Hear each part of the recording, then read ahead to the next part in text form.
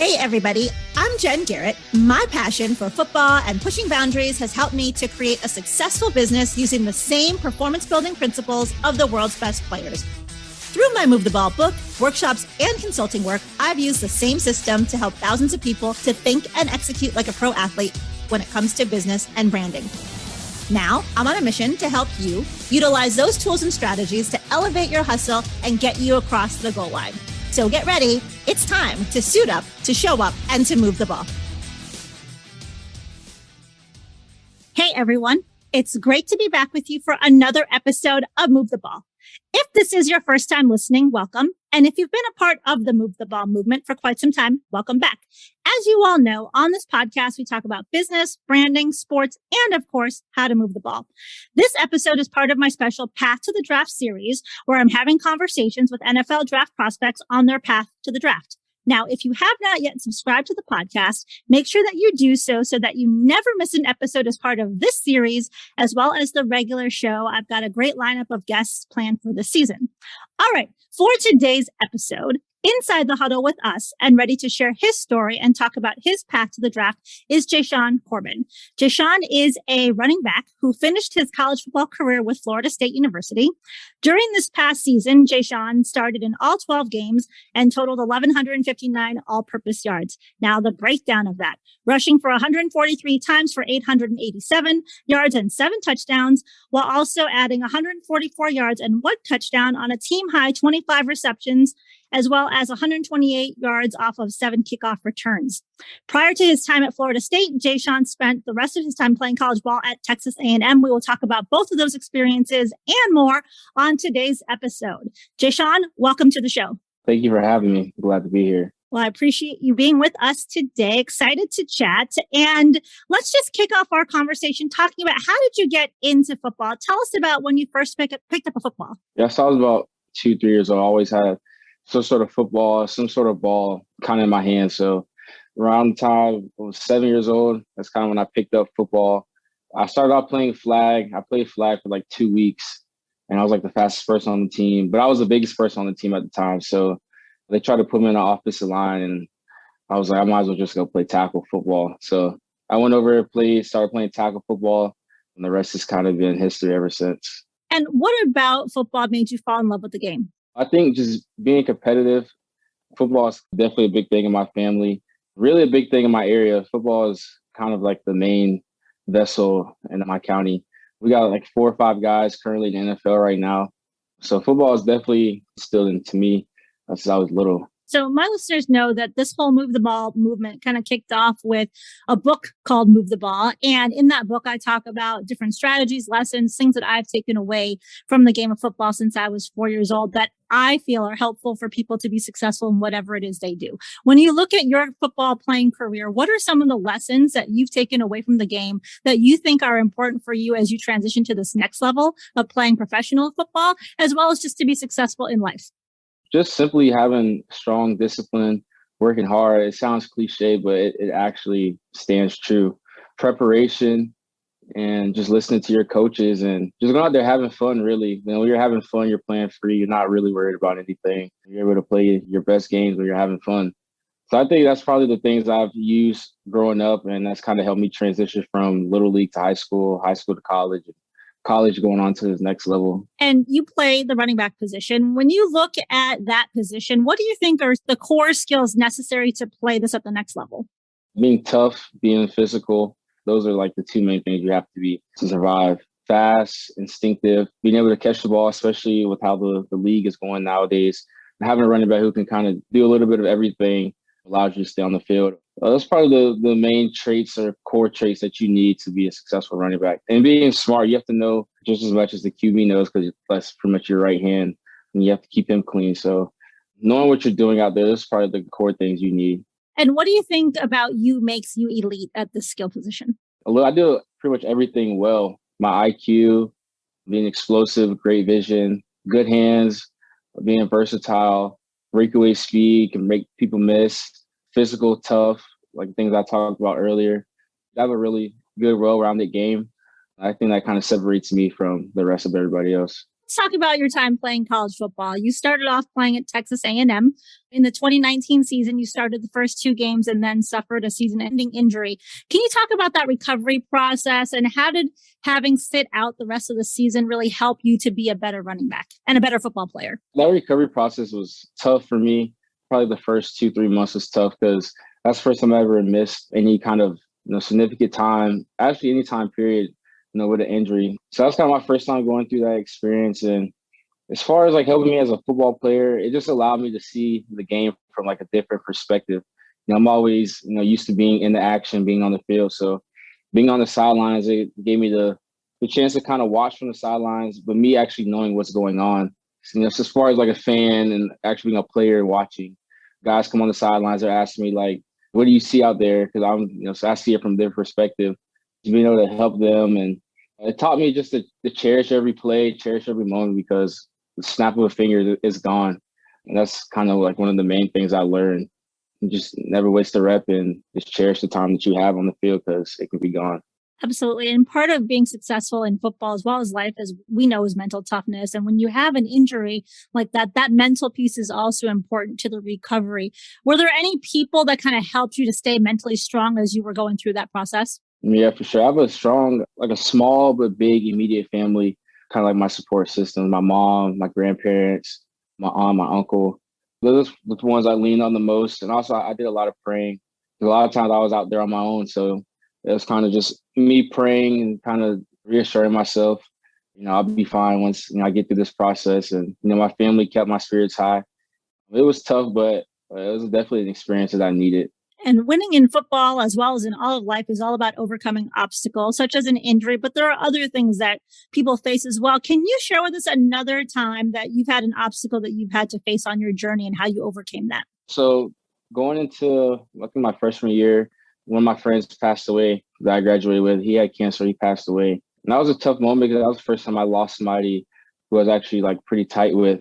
And like they said, death is kind of random. So when we got the news, it was hard. It was a tough time. So that's kind of one of the biggest adversities I had to go through. So if you see every game, I write his name on like my eye tape. I have a bunch of pictures with it. I write it on my wrist tape. So just try to do any way to, keep his name alive and remember him. That's awesome. It's a great way to keep his spirit here and people remembering him, and you playing better, I know, as you're playing out there for him as well. So let's talk about Florida State. So you transferred to Florida State. You're a Seminole. Tell us about your experience there. I had a great time. Obviously, COVID kind of hindered it a little bit because, COVID kind of shut everything down, and we didn't really get the full effect of, the fans and the atmosphere that Florida State is known for. So coming to that 2021 year when they let the restrictions go, that first game against Notre Dame, it was crazy. It was like nothing I had never seen before. Just hearing the chant, the war chant before coming on the field, it was crazy. But I love my time at Florida State, love the relationships I built. I'll have lifelong friends off that team, and the coaches that countered there at Florida State were amazing. And I'm just thankful for that time that I had there. And you mentioned the game against Notre Dame. You ended up rushing 89-yard touchdown in that game. Also had a 75-yard touchdown against Louisville. You were one of only 6 rushers nationally to have multiple 75-yard runs this past season. How did that make you feel? And what were you doing to have such great performance? That's great. I didn't even know that stat, but that's a pretty cool stat. I'll just say my coaches put me in the right position. My teammates blocking for me, my offensive line, tight ends, receivers blocking for me, and quarterback making the right read because we did a lot of read options. So him, quarterback making the right read, and the rest just was on me. We always say you got to make the third level defender miss. So it's kind of a one-on-one, just making guys miss and just showing off my speed, not getting caught, and just using my God-gifted abilities, honestly. You mentioned that you weren't familiar with the stat that I just shared. I'm sure you're familiar that your 2 75-yard touchdown runs tie the FSU single season record set by Dalvin Cook as well as Chris Thompson and Sammy Smith. Hopefully you know that. Yeah, I knew about that stat. So there are times where we always have to grow. They're growth moments, as I like to call them. What was one of those growth moments for you? I'll say freshman year when I was at Texas A&M. I was kind of working my way up the depth chart. Coach Fisher, I don't know why, I just felt like he was just always like on me because he sees a lot in you. One practice, I think I had messed up a play or I did something wrong, and he like grabbed my face mask and he was just like in my face. And that was kind of like my grow up moment. I never had that happen to me before. So that was kind of like a humbling moment. But I also know it was out of love. That was probably like my grow up moment for sure. And as you look back at your time playing college football, what was the most memorable game for you? Well, I could say the Notre Dame game. I could even say the Arkansas game my freshman year. And I ran the kickoff return back because that was the first time I got through back there, kickoff return. And the first time I touched the ball was first play of the game. I returned the touchdown for the kickoff return. And that was like, I think that was the longest since like Christian Kirk or somebody. So that was pretty special. And obviously the Notre Dame game was pretty special. So you decided to declare for the draft and been training. We just had the combine recently. What are some of the things that you were training to improve upon during this time? And what are some of the things that you're really focused on? Obviously the 40s, all the testing aspects that you going to the combines, to your pro days, and just honing in on a lot of the drills that we're going to be doing as far as that like what we did, the combine, the routes, kind of the whole spectrum. This is kind of like my first time really training to run. I've never like been through like 40 training and, training for shuttle. Those kind of the main things we've been working on, just kind of honing my skills on the field. And then also, my testing numbers. Our workout facility went 5 or 5 with the fastest 40 times. So I'm at a good spot right now. And I don't think a lot of people are fully aware of how much work you all put into that training before the combine. Can you share with us a little bit more? First, where were you training at, as well as talk to us about like the routine that you guys were doing? Yeah, I'm XPE in Fort Lauderdale with Matt Gates and Tony Villani. Mondays and Tuesdays, we go 2 times a day. We have a workout in the morning, whether it be speed training, acceleration, working on burst and your back end speed. And then on Tuesdays, we work our shuttles, 3 cones. We do a little position work in the morning. And then in the afternoon, we come back and we have like a lift, whether it be upper body or lower body. Wednesdays, we have a pool day. It's kind of like recovery day, but it's still like a workout. So it doesn't feel like recovery, but it is. And then we go get rehab. Thursday, Friday, kind of the same routine, 2 times a day. It's a lot that goes into it, honestly. It's a lot. But obviously, it's a crucial point in all of our lives, so we need it. Now, you ended up playing at the East-West Shrine Bowl as well, and you were one of the standouts in the game, showcased your explosiveness during that game, had a big run. Tell us about your experience that week. It was a great experience. That was my first time being in Vegas. So I don't know, I have a weird thing about mountains. Like I'm super infatuated with mountains. So just seeing that part was just crazy. But it was a great time. I, competed with, the best guys in the country. I also played side by side with some of the best guys in the country. Got to meet with NFL scouts, worked with Coach King. She was the first women's coach I ever had. She coached running backs. Did a lot of learning from her.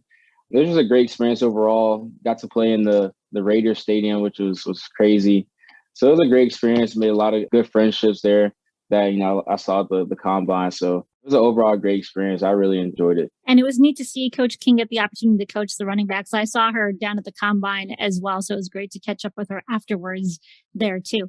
So let's talk about the NFL combine. So you did some positional drills. You're going to do workouts during pro day. How was the combine experience for you? Yeah, it was great. It was honestly a great experience, a great opportunity for, be able to showcase my skills, be able to catch the ball, look smooth and, in the running back drills. But it was also stressful. I'll be honest. It was stressful just because it's a big time, an important moment, for us. We're trying to put our best foot forward, to accomplish our dreams. So it was a great experience. Got to meet with a lot of coaches, got to be side by side with, the best of the best. So I'm just grateful, to be picked for that opportunity. And it was great. I enjoyed myself. And if someone were to ask you, why should a team pick Jashaun over somebody else? What would you say? I would say you should pick Jashaun because he's a high character guy, somebody that you need in your locker room. He's been a team captain 3 out of 4 years in college. Somebody who can make plays, play special teams, and just do everything right. You have no issues on the field or off the field.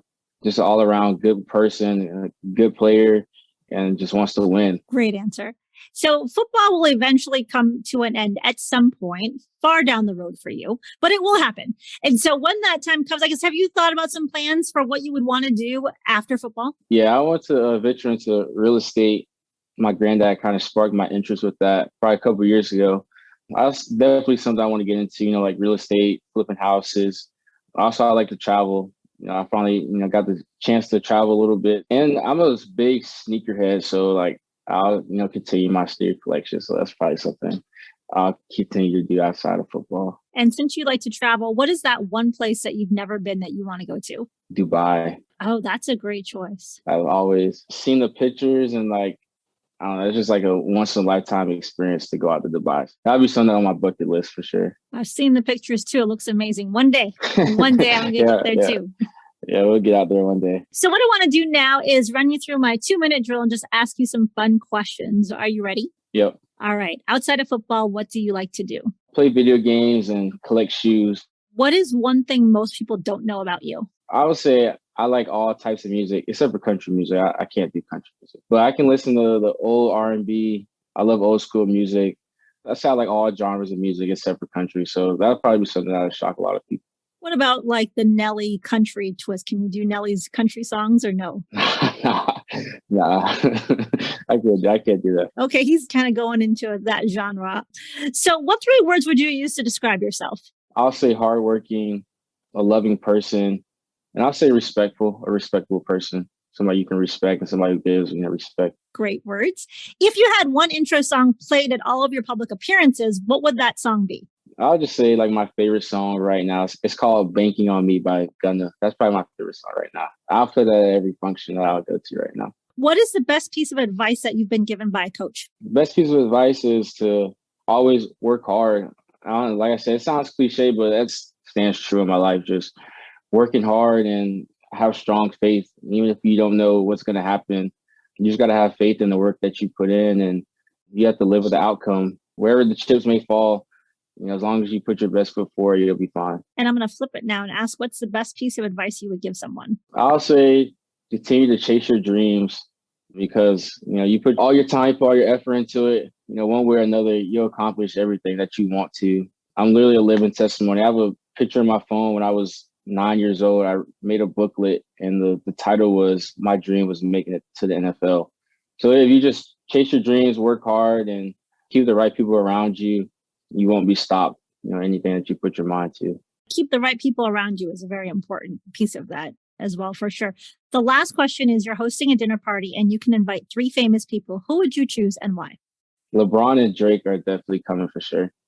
Number 3, I'll say somebody like Obama or somebody I would like to pick their brain and see how they operate. Or maybe like Rick Ross. He's somebody I would love to talk to just to see how he came up and how he's like putting all his friends on. And he's an entrepreneur, big time businessman. So those are probably my 3. Okay.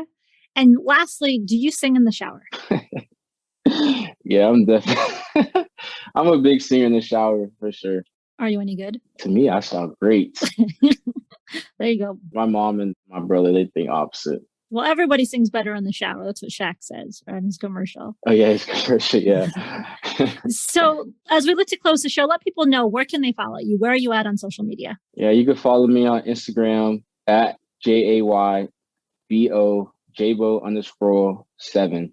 And you can follow me on Twitter at Jashaun06. You don't know how to spell my name. It's JASHAUN06. You can follow me on those too. And we'll have those in the show notes too, so people can follow you on your journey. Well, Jashaun, thank you so much for being on the show today. It has been great chatting with you. Thank you for having me. And I wish you much success in this next chapter. And thank you to everyone for listening to today's episode. If you wouldn't mind, subscribe to the podcast. I mentioned that earlier. And also share it with a friend or two. That's one way you can help me to move the ball. And thanks again for listening. We will catch you next time. Until then, make sure that you suit up, you show up, and you move the ball. Thank you for listening to Move the Ball. To see more about what I'm up to and how I can help you to move the ball in your business, with your brand, or your career, check out my website at www.getinsidethehuddle.com. Make sure you subscribe to the podcast so that you never miss an episode, and also join the Move the Ball Facebook group for even more content and to be a part of the Move the Ball movement.